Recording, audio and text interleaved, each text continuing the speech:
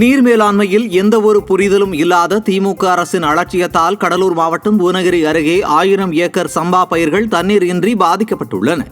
புவனகிரி அருகே இடையன் பால்சேரி கிராமம் மற்றும் அதன் சுற்றுப்புற பகுதிகளான கீழநத்தம், கண்ணங்குடி உள்ளிட்ட பல்வேறு பகுதிகளில் 1000 ஏக்கருக்கு மேல் விதைக்கப்பட்ட சம்பா நேரடி நெல் விதைப்பு பாசனத்திற்கு தண்ணீர் இல்லாமல் கருகி வருகின்றன. வீராணம் ஏரியில் இருந்து பாசனத்திற்கு தண்ணீர் திறந்ததாக கூறும் விடிய அரசு பாசன வாய்க்கால்களை ஆக்கிரமிப்புகள் அகற்றி தூர்வாராமல் போனதால் தண்ணீர் வந்து சேரவில்லை என விவசாயிகள் குற்றம் சாட்டி வருகின்றனர்.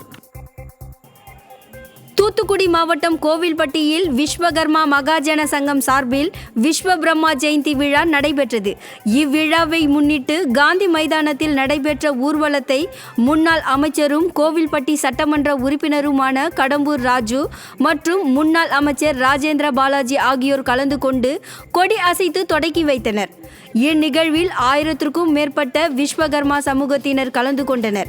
விஸ்வகர்மா சமூகத்திற்கு அரசியல் அங்கீகாரம் கொடுத்த அதிமுகவிற்கு விஸ்வகர்மா சமூக மக்கள் என்றைக்கும் உறுதுணையாக இருக்க வேண்டும் என முன்னாள் அமைச்சர் ராஜேந்திர பாலாஜி பேசினார்.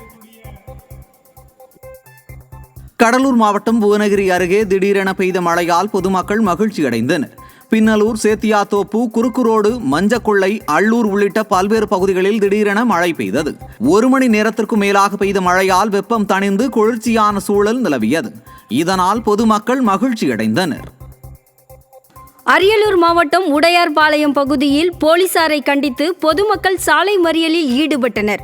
கட்சிப்பெருமாள் கிராமத்தை சேர்ந்த மகேஷ் என்பவர் இருசக்கர வாகனத்தை தாறுமாறாக ஓட்டியதால் அவரை பாக்கியராஜ் என்பவர் திட்டியதாக கூறப்படுகிறது. இதனால் ஏற்பட்ட தகராறில் பாக்கியராஜின் மனைவியை மகேஷ் அடித்ததாக தெரிகிறது. இச்சம்பவம் குறித்து அனைவரின் மீதும் வழக்கு பதிவு செய்த உடையார்பாளையம் போலீசார் மகேஷ் மீது மட்டும் வழக்கு பதியாமல் ஒருதலைபட்சமாக செயல்பட்டுள்ளனர். இதனால் ஆத்திரமடைந்த மற்றொரு தரப்பினர் போலீசாரை கண்டித்து சாலை மறியலில் ஈடுபட்டனர். விடியா திமுக ஆட்சியில் ஏவல் துறையினர் நேர்மையாக செயல்படுவது இல்லை என குற்றச்சாட்டு எழுந்துள்ளது. திருப்பூர் மாவட்டம் காங்கேயம் அருகே உணவு கழிவுகள் மற்றும் மாமிச கழிவுகளை கொட்ட வந்த வாகனத்தை பொதுமக்கள் சிறைப்பிடித்தனர்.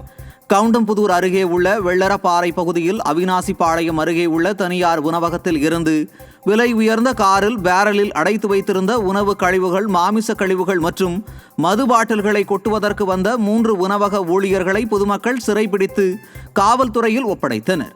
விடிய ஆட்சியில் அதிகாரிகள் அலட்சியம் காட்டுவதாக அப்பகுதி மக்கள் குற்றம் சாட்டியுள்ளனர். கழிவுகள் அனைத்தும் ஹோட்டலில் இருந்து கொண்டு வந்திருக்கிறாங்க. இந்த ஹோட்டல் வடிகை ரெஸ்டாரண்ட் சொல்கிறாரு ஹோட்டல் வந்த ஊழியர். அதனால் இதை தக்க நடவடிக்கை எடுத்து இங்கே பொதுமக்கள் யாரும் செல்றதுக்கே ரொம்ப துர்நாட்டமாக இருக்குது. இங்கே நின்று கூட பேசுறதுக்கு தகுதியில்லாத இடமாக இது மாறிக்கொண்டு இருக்கிறது. இதை சம்பந்தப்பட்ட அதிகாரிகள் உடனடியாக தக்க நடவடிக்கை எடுக்குமாறு கேட்டுக்கொள்கிறேன்.